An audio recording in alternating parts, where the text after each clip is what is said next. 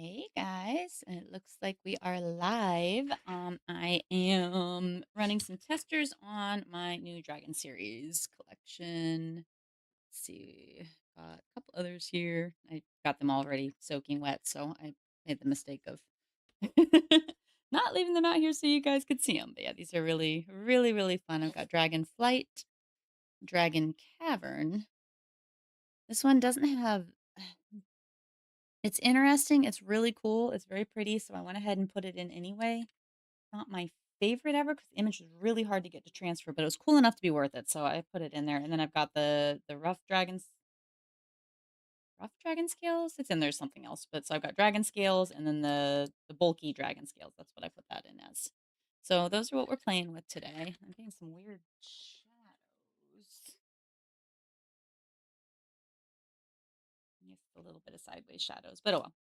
Anyway, so let's get started. Let's start with these bulky dragon scales. So the first one is, well, I almost wonder if I can't get these to do half and half. I don't think I need to roll these out on the whole thing because that should be plenty. So let's just start here in the middle. Good bit of pressure. And again, my rollers are soaking wet so that I don't get so much stuck in them. And the handles are helpful, not necessary, but helpful. Yeah, that is how the first one of those looks.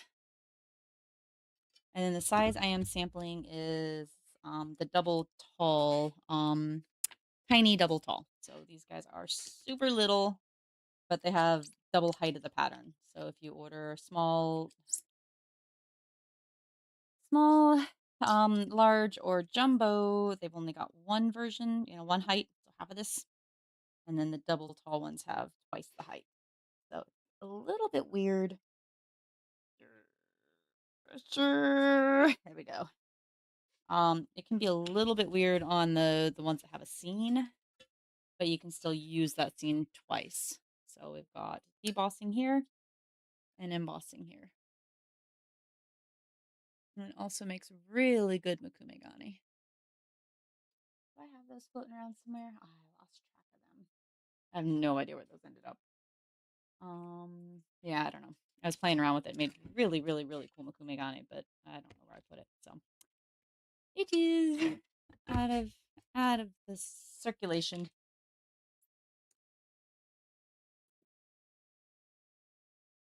The slice you off of there. So you're out of the way. I'll photograph you shortly. And then we'll put one more. So if I'm doing two per one of these wider slabs, I have a whole little collection of slabs already laid out. So we can do a handful of these in a row. And I will probably take a break, flatten this back out again, and do another round. Because I've got a bunch of new stuff that I need samples of for photographs. So the next ones are the regular dragon scales. And let's see.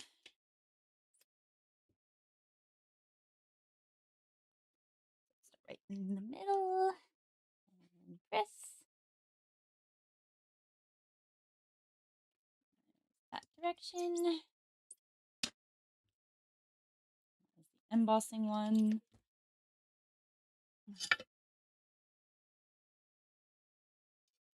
Let's do the debossing. Make sure it stays the same direction. So swap it.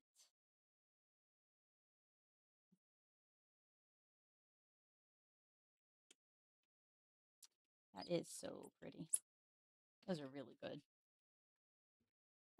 So funny how like sometimes things come out amazing when I'm designing them out, and some designs are just like so tricky. I spent a lot of time figuring out how to get the depth perception on these right, where they feel like they are a little bit more snug at the top and actually come down into scales and getting that effect. Yeah, those came out really, really, really good. And the same situation with the other set too is yeah, it's just tricky getting the shading right so that it has the right effect once it gets put on the roller with all that depth. And again, these guys are the tiny tiny double tall roller, and they they're intricate depth. So it is the at the moment the least depth, and um yeah, because they're tiny, that's even smaller, even less depth than the smalls. So it's interesting. I like them though. It tends to be what I end up using the most at the moment, and I'm keeping more in stock than anything else is in the set. The size, I mean, for myself. They work really good for the jewelry and whatnot. Got a lot of people who have started using them for pottery clay. There's the dragonflight. So like I said, this is two images stacked, but I do offset them slightly. So you get, if you want them all in a pattern, they should have a pleasant effect when they're all out in a line. It's not like they're like directly on top of each other. There's a little bit of an offset. So I try to make that work. But those guys are so stinking pretty. And then somewhere, again, I don't have, I cleaned my desk. So I have everything tucked away, and aw, I had a little cup that I made out of, not cup, but oh man, I'll have to find it. I had a little like storage thing that I made out of one of these. It's really kind of cute. It came out nice. But yeah, so that is Dragonflight in embossing. And then we'll do the debossing version. I don't know why I put this back in water. That's stupid. You guys can sit over here once you're done. Need you dry for taking pictures in a minute. Okay, and then this one is the debossing version. So there's always all sorts of reasons whether you want debossing or embossing. Like I was saying, the Pottery folk have decided they like my rollers, so they're using them a lot. And a lot of the way they work is with glazing. So because they're mostly glazing, a lot of times they want the glaze to pull into the details. So they might prefer the debossing because then all the colorant would end up pooling in the nooks and crannies instead of being stepped out. Or if I'm doing a, yeah, so when I'm glazing these, I kind of tend to try to get the clay to be the color that I want on top and then put a darker tone in the background or something if I was playing with glaze. But yeah, so they work differently than us polymer clay folk, it seems like. Alrighty, enough there. Yep.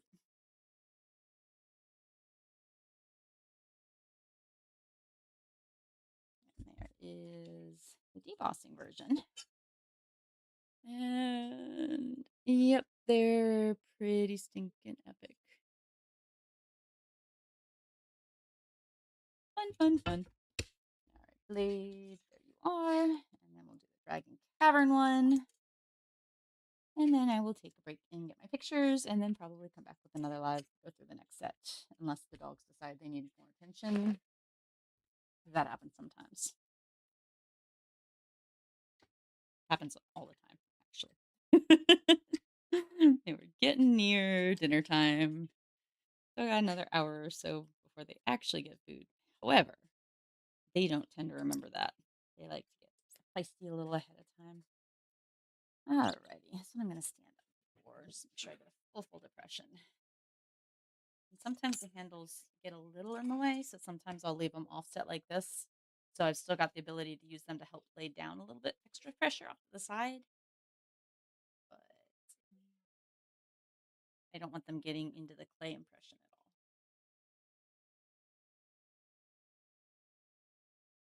And because these are tiny and intricate, their depth of all the details, sometimes you have to get a lot of pressure to get that all the way in there. And especially on the metallic clays when I'm using the silver, it sometimes is a little,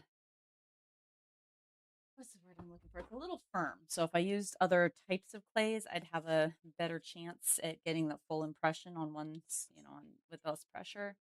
But the reason I like using the silver metallic clay is because of that firmness. It's very unlikely to get stuck in my roller. One of the least likely ones to get stuck in a roller. So That's why I end up using it so often. And I have a whole big block of it, so it's mostly I just keep this whole block of clay for doing sampling. All right, so this is Dragon Cavern. I'll try to make sure I get this started in the middle. That's where the details come in. So let's go right there. All right.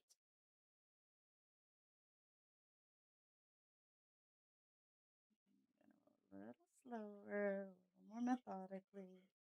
Trying to make sure that I maintain consistent pressure and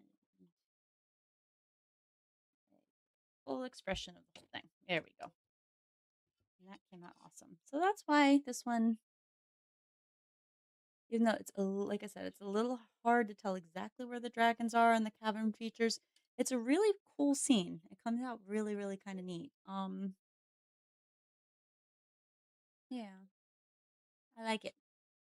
It's a good one. So if you buy the regular height, so the jumbo will just be single version of this, not doubled up like that. But yeah, all the little the details in the face, the teeth, all that stuff came through really nicely. Little softer dragon in the background, the one flying in. Yeah, it comes out really cool. And the cavern features are really neat too. A little bit of water and reflecting pool. Like I said, it's some I plain patterns are very easy, like stamp style where it's just two heights and you're just making a stamp. Those are easy. Getting these with all the expressions, especially start putting animals and stuff in, where the shading is doesn't always yeah, the whole thing gets so quirky. It always kind of amazes me when I get some of these things to actually work properly. Sometimes they're a real pain in the butt to figure out. Um, Man, I've got a bunch of other stuff coming, a bunch of stuff in the works. Um, so let me see. What have I got sitting on my desk? I guess I could do a little quickie show and tell. The other one that just came out recently is these. These are so pretty. They are the set is called On Paper, and it's runic font, aged parchment, love letter, and handwritten. And they don't actually say anything, but it's just a collection of script and font that just makes really pretty backgrounds and stuff. And then this, I think, was the background in here, so I made it a little bit deeper and turned it into its own roller. Um, because yeah, it just gives you a nice feel of aged parchment.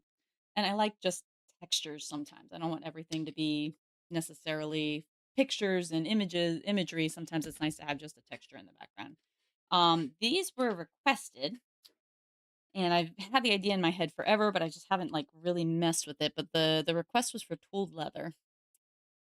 I should probably no, I guess you can see these well enough. Yeah, I don't need to go pull out the big ones.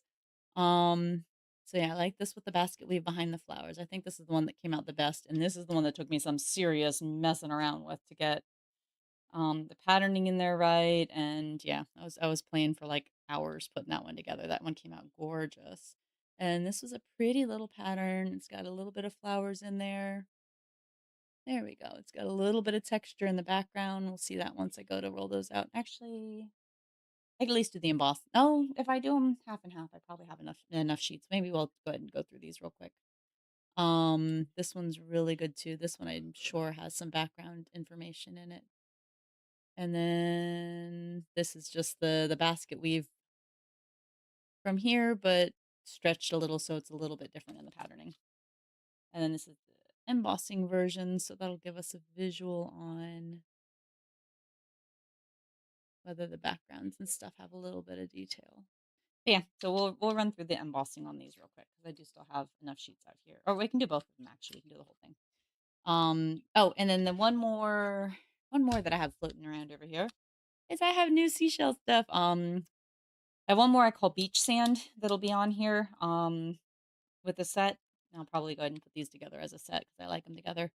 So this again, I was playing around with shells and stuff and getting them to have the in the beach sand kind of effect where they're not just outward, like just like these are a little more sitting here, a little more dimensional. This is a little bit more cinematic where they actually come in and out of the sand instead of just being set on top of the sand. So then starfish, and then this is really cool. This is a beach waves, like the sea foam effect. So I think this will be really fascinating to play with. Not sure I'll get that far today, but yeah, I have thoughts in mind. I think if you do this on white clay and embossing, and then drop some blue alcohol ink down into it, I think it could be really pretty. Um, yeah, curious to play with it. I think that one will be fun, and there should be a bit of a sand texture to these. Sometimes it's a little hard to tell what's going to show up in the clay, especially when I'm playing with the tiny ones. But I'm always playing with the tiny ones, so whatever. All right, you need off of my plate, and those all need to get wet. You go over there. And then, yeah, I think I want to stick with this depth. So this is rolled out on a 0, so I've got plenty of depth for rolling into. We're gonna do these guys. So get water over here.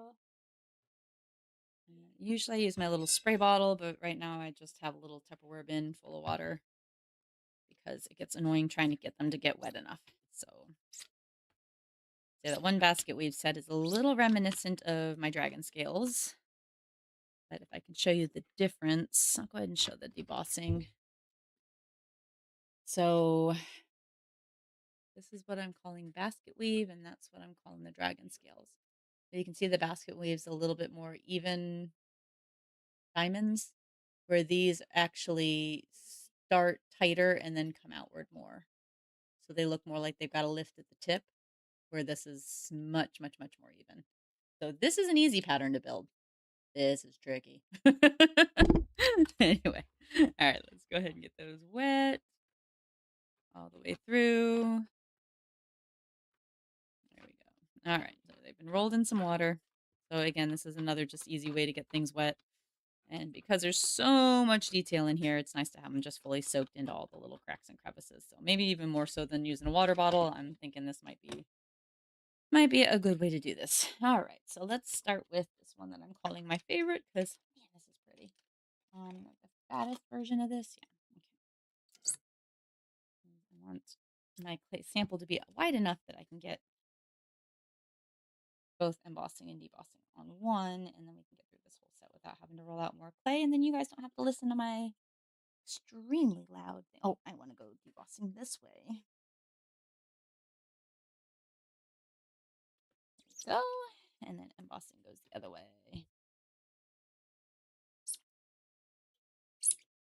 And it kind of used up more than half. Where were you? Oh, I guess you're right there.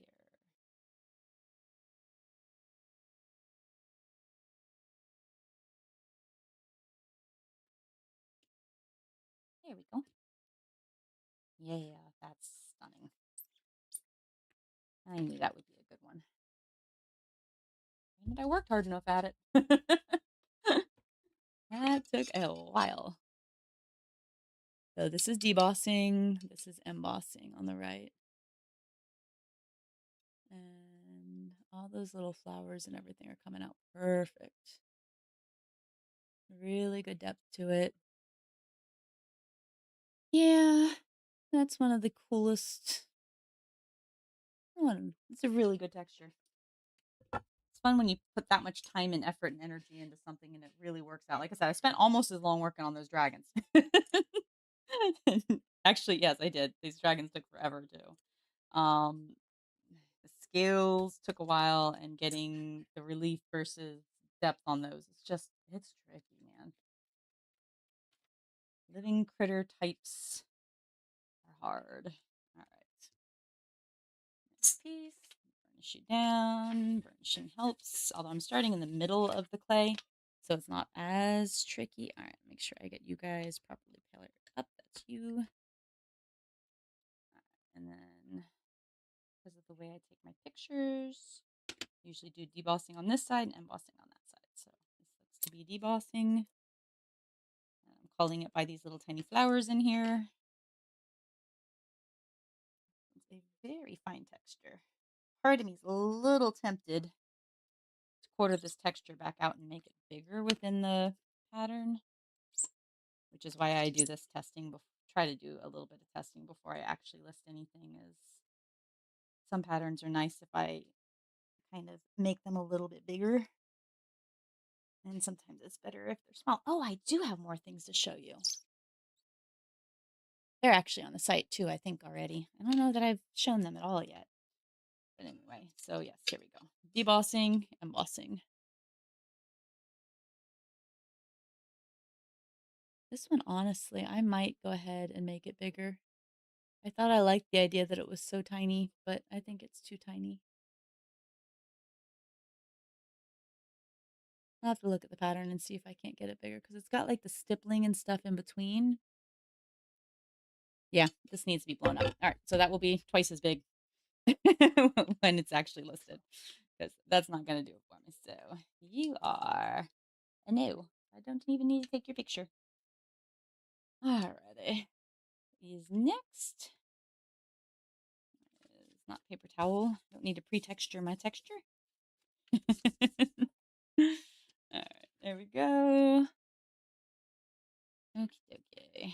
And then this next one, I don't exactly have these named yet. They're just tooled leather 1, 2, 3, and basket weave or something along those lines. That one's debossing. So that comes to me.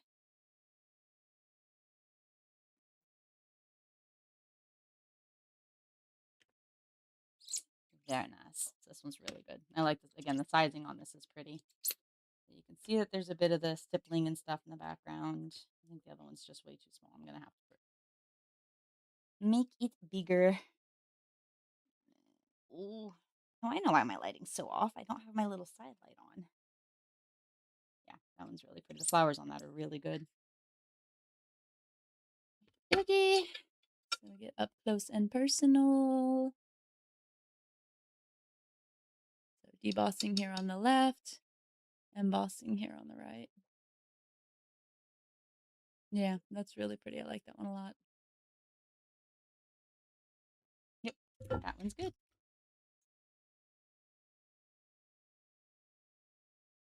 You need pictures. And then one more. This is just that basket weave pattern. I almost wonder if I shouldn't blow this up too. It's, again, if you get it half the height on a big roller, it's going to be a lot bigger. So, and I'm scale these so they're essentially jewelry size rollers. That's kind of the idea with these tiny double talls is they're for us polymer clay types that are constantly making jewelry. That's kind of the idea I have in mind when I'm building them. And then by the time they get to an extra large or a jumbo, an extra large is still pretty decent for jewelry and most polymer clay stuff. By the time you get to the jumbos, those are basically made for the pottery folk. That would actually make a really good even fishnet when you're using the debossing. So again, debossing here on the left, embossing here on the right. So you've got that basket weave effect on the one on the right, and that's really good actually. That's very good consistent patterning. What's cool about this is if you Makume this, you'd have like almost a snake skin effect. And yes, I do have animal prints on my list of things to do. My list of patterns is absurdly long. There's millions and millions in my head, and eventually they will all make it on the rollers. And I'm still trying to figure out how to organize the shop setup because currently I've got most things. I've got a lot of the oldest stuff is on Etsy. Any of the new stuff is on the website before it gets to Etsy usually, because it's easier to set up my listings there. But it's so hard to find stuff on Etsy, and I can't get enough search options to make it easy for you guys. So I'm seriously thinking about cutting back what stays on Etsy and trying to let some of that move into just having like the whole option, the whole set of options on the website, and then on Etsy, like have things go seasonal essentially, and then keep the big collections on there, but then have all the individual rollers go on and off. So that's kind of my thought right for now. And then just for the heck of it, because I have one more piece of clay here, let's just see how these roll out real fast. And I will still have to do samples of these for myself, but that way you guys don't have to go through a whole nother video of samples.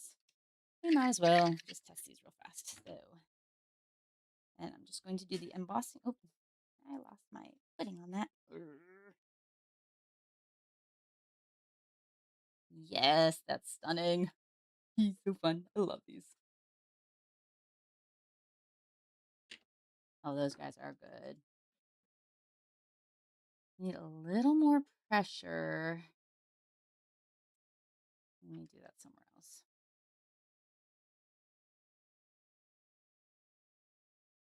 Those waves are great. So that's the seafoam and embossing.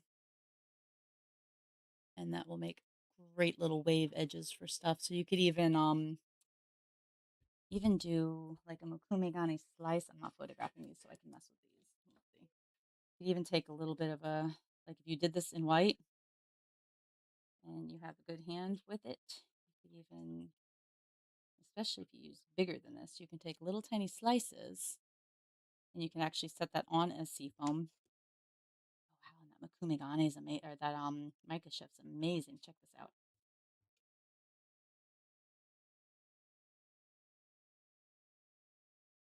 That is great in a mica shift. So you could Mokumegane this a little bit too. You'd have to have really, really, really thin layers if you're using the tiny one. But if you're using the big one, you can actually probably, I might have to do that as a project. I'll probably do that for you guys. All right. So, and then the shells, I got plenty deep of a roll. So I think it's buried seashells is how I have this one named. That one's really good. And then the stars, I need to try to roll that again so you get all the details from the top of that. What do I have sitting here? I have some off white sitting over here somewhere. Sure, there we go. Piece of that? Nope. All right, I'm turning the machine on you guys for once. I'm sorry. The problem, what happens is I start playing. It's like, ooh, ideas.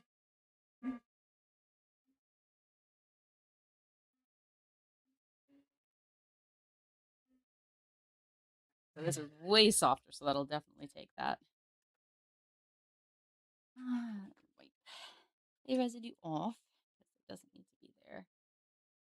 And here we go. Let's go ahead and actually treat this formally because my clay is now soft and not firm. So I'm not going to be able to get away with leaving stuff just floating around. So my edges need to be clean. Always better with clean edges. And I definitely want you burnished down. You don't try to follow the roller. And then I'm going to be a big girl and stand up. And I'm just still plenty wet. Wetter although it's nice and beveled and stuff. It's not very sharp edge, so it shouldn't get any sticking.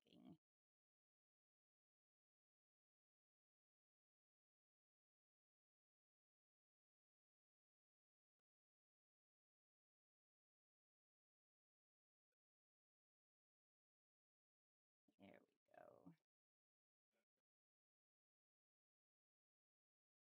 That's getting me the full height. Secondary layer of pressure in there, but whatever. Wasn't working carefully. And this clay is so much softer than the silver. What's funny is how far it's even pushing it to the side. Putting heavy pressure into it.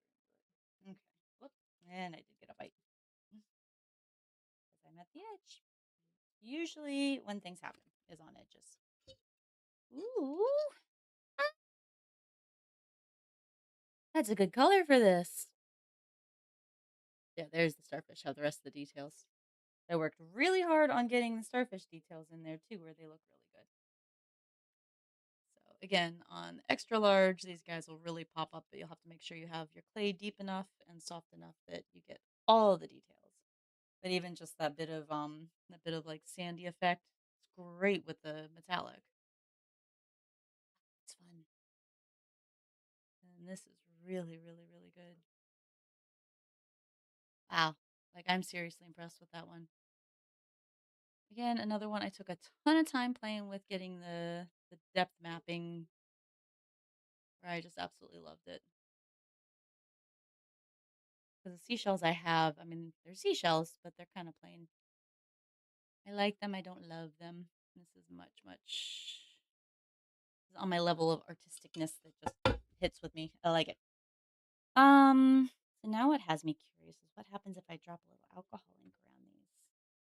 I don't know that I want to put that much into it right now, though. No, I'll wait. I'll do a video on them, and we'll actually play with a couple ideas with these because that's a good set to do a whole video on. All right, so cool. I'm going to call that quits for now, and yeah, I think I am happy with all the things we played with. But back to the original. The dragons were the big one. So these are out. These people are buying them all the time. It's a really fun pattern. Um, and then I will be working on getting the other two sets out. Oh, and the on paper set. These guys, these are already out and about in the real world. So those are on both the website and Etsy. And then the rest of this is in the works. So I will be getting pictures and all that stuff up as soon as I can. That usually takes me sometimes up to a week, depending on how much time off I have. So yeah, that will be my goal for the next little bit is get these guys photographed, listed, everything online for y'all. I hope you guys had fun watching me roll these things out, and I will see you guys on the next one. Have a wonderful afternoon and happy crafting.